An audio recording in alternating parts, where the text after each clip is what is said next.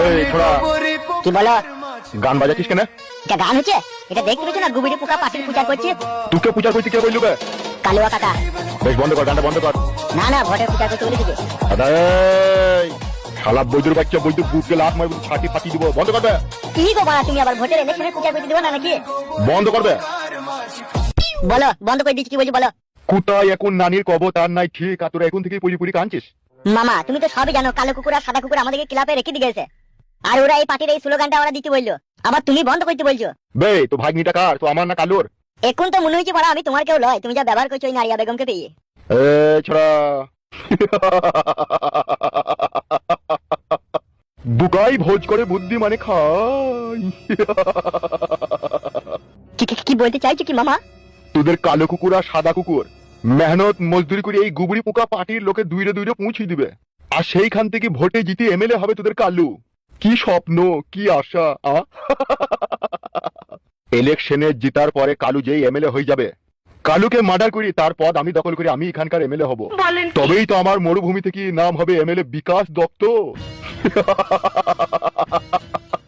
একটা কথা সচ্চা, আমি কিন্তু পাক্কা হারামির বাচ্চা।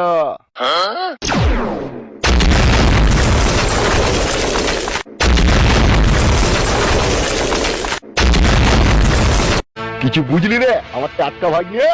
উড়ি সর্বনাশ।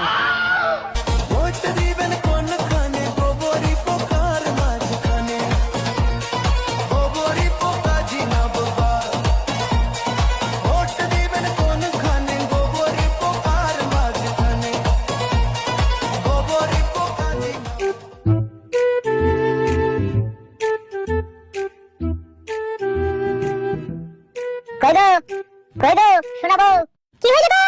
আবার এদিকে শোনাতে বউ দাও। কি হয়েছে কি? তোমার মা কয়? কেন মাকে নিয়ে বা কি করবা তুমি? না দেখতে পেছি না তো বাড়িতে, সেই জন্য বলছি। শাশুড়ি হয় তোমার, অত খোঁজ না নিলেও চলবে, হয়তো কোথাও গেছে। বলছি সারা জীবন কি তোমার মা আমাদের বাড়িতেই থাকবে, বাড়ি থেকে যাবে না নাকি? কেন আমার মা কি কাজের লাটা গরম করে তোমার পুলিতে ছাকা মারছি নাকি তাই বাড়ি যাবে? ই ফেডা কথা বলার লয় রে বাড়িতে। আমার মা কষ্ট করে মেহনত করে জায়গাটাকে এর ওর কাছে দেখি শুনে কিনলো, ঘর বাড়ি কইলো, এটাকে খেতে বললি এত তাড়াতাড়ি? তোমার মা জায়গা কিনেছে? মা কেন কিনবে, জায়গাটা তো কিনেছো তুমি। তোমার মা কি কষ্ট করে মেহনত করে টিন কর্কেট বাঁশ বইয়ে নিয়ে এলো না, সিমেন্ট বালি বইয়ে বইয়ে মাথায় করে আনলো না? এটা ইনিছে তো কি হয়েছে বাড়াটা বলি কি বাড়ি যাবে না নাকি? তুমি এমন কিছু করে বলো তো, বাড়ি যাবে তো, সে বাড়ি মানে বাড়ি যাবে না নাকি, কোথায় যাবে সে? তোর মায়ের মনের মতি গতি আমি কিছু ভালো বুঝতে পারছি না। তাকে এখনি দেখছি বাড়িতে, আবার দেখছি অন্য জায়গায়, আবার দেখছি অন্য জায়গায়, আবার দেখছি অন্য জায়গায়। হ্যাঁ এটা কি মানুষ হয় নাকি? মানুষ কি এক জায়গায় বসে থেকে দিন কাটবে? এরপর ওপরে একবার দুবার ঘুরে ফিরে আসবে না নাকি?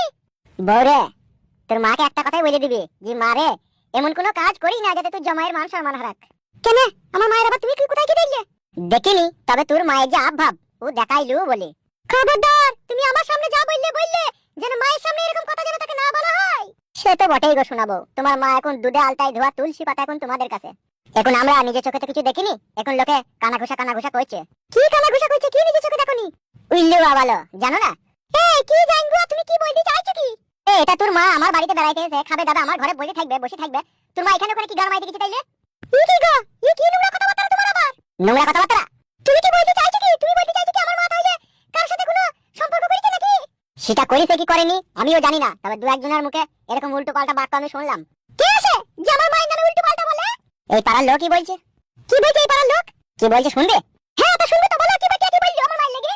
হ্যালো মাংমারানি ধ্যান চুদি মাগি, তোর মা আঁধারে পাঁধারে গিয়ে ওই মরুভূমির সাথে বিলিকুতকুত খেলা করছে।